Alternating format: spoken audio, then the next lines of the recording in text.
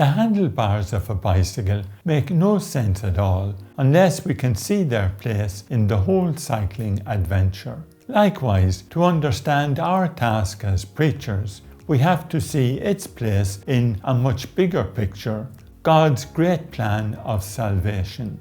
A key moment in this plan was the greeting to a young Jewish woman, "Rejoice, the Lord is with you." That moment changed history forever. God was calling Mary to be the supreme preacher, the one through whom he would give his word to the world. How should she react to this call? The angel left her in no doubt. With joy, Kyrie, he said, rejoice.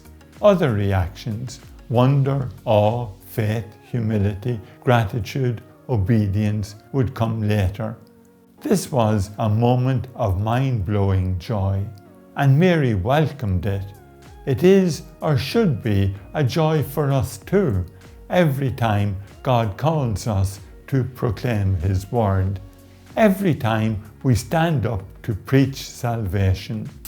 What a grace it is to be called to reveal God's love to the world, to share in His great liberation movement. What a joy it is. We are the supreme joy bringers. Good news, of course, often leads to new demands in people's lives. Being told you've won a place on the team may be exhilarating, but it also means months of training, strict diet, pressure, and limited social life. The gospel too brings new demands. We have to speak regularly and boldly about the call to share in carrying Christ's cross for the world's salvation. As gospel preachers, we announce God's love to the people, the salvation it brings, but also the demands it makes, and how we will all face God's judgment.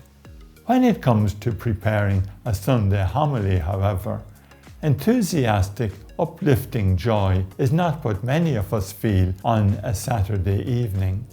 Perhaps then we need to review our attitude to the task of preaching, to see it as a wonderful grace and an opportunity rather than a burden.